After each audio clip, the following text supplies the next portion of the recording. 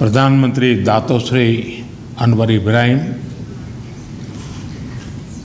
दोनों डेलीगेशंस के सदस्यगण, मीडिया के हमारे साथी, नमस्कार। प्रधानमंत्री बनने के बाद अनवर इब्राहिम जी का भारत का यह पहला दौरा है। मुझे खुशी है कि मेरे तीसरे कार्यकाल की शुरुआत में ही भारत में आपका स्वागत करने का अवसर मिल रहा है।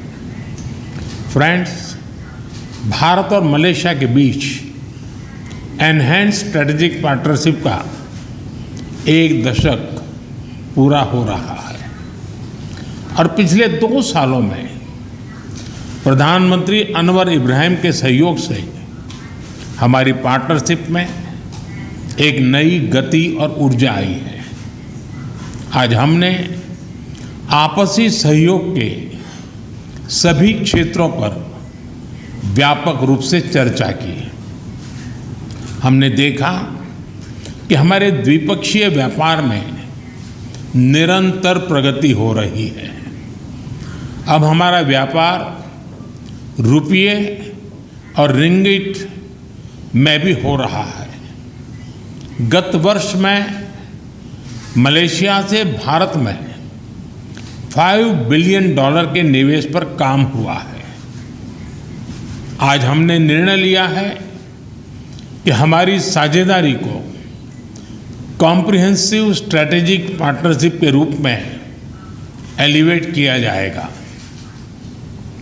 हमारा मानना है कि आर्थिक सहयोग में अभी और बहुत पोटेंशियल है। द्विपक्षीय व्यापार और निवेश का विस्तार किया जाना चाहिए। नए तकनीकी क्षेत्रों जैसे कि सेमीकंडक्टर, फिनटेक, रक्षा उद्योग, AI और क्वांटम में हमें आपसी सहयोग बढ़ाना चाहिए। हमने भारत और मलेशिया के बीच कॉम्प्रिहेंसिव इकोनॉमिक कोऑपरेशन एग्रीमेंट के रिव्यू में गति लाने पर बल दिया है। डिजिटल टेक्नोलॉजी में सहयोग के लिए डिजिटल काउंसिल की स्थापना करने का और स्टार्टअप अलायंस बनाने का निर्णय लिया है।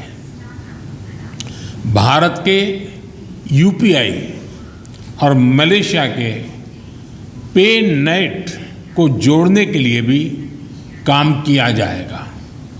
आज CEO फोरम की मीटिंग से नई संभावनाएं सामने आई हैं।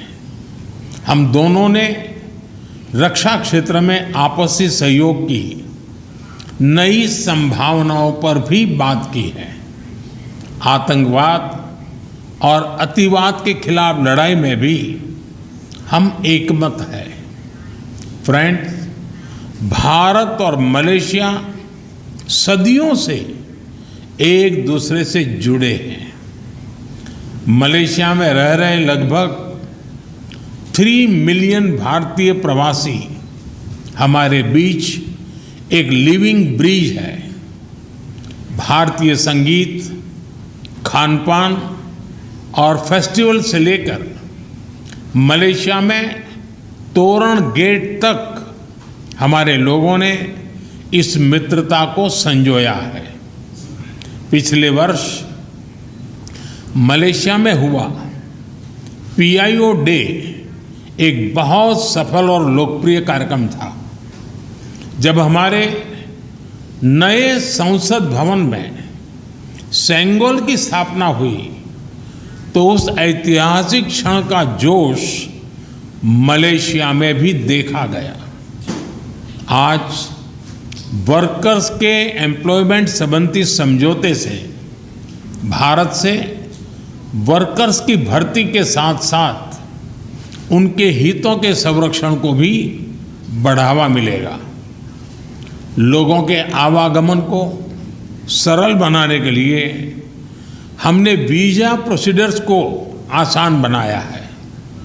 विद्यार्थियों के लिए स्कॉलरशिप और सरकारी अधिकारियों के प्रशिक्षण पर बल दिया जा रहा है। अब आईटेक स्कॉलरशिप के अंतर्गत मलेशिया के लिए साइबर सुरक्षा और एआई जैसे अत्याधुनिक कोर्स के लिए 100 सीटें विशेष रूप से आवंटित की जाएगी। मलेशिया की यूनिवर्सिटी तुनकू अब्दुल रहमान, उसमें एक आयुर्वेद चेयर स्थापित की जा रही है। इसके अलावा मलया यूनिवर्सिटी में तिरुवल्लुवर चेयर स्थापित करने का निर्णय भी लिया गया है।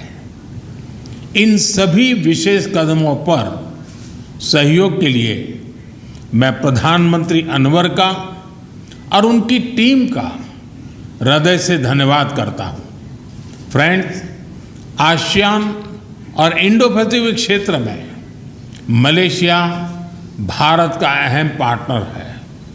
भारत आसियान सेंट्रलिटी को प्राथमिकता देता है।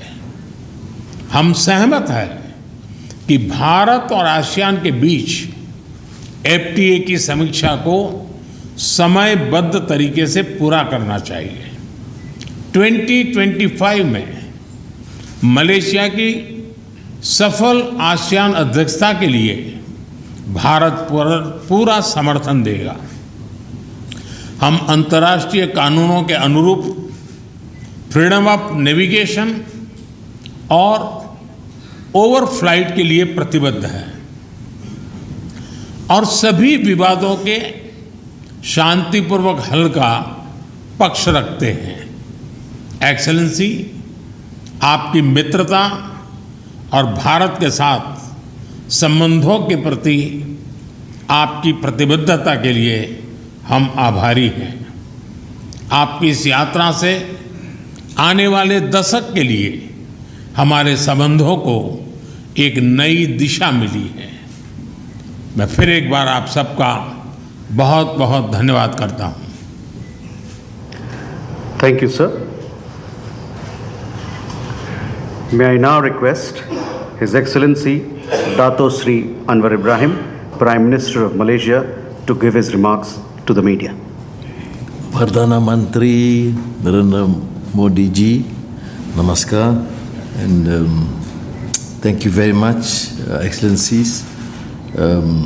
This is a very important personal visit, and also on behalf of the Malaysian government, because Perdana Menteri Narendra Modi ji is mere dosti. Not only is Prime Minister, but is my brother.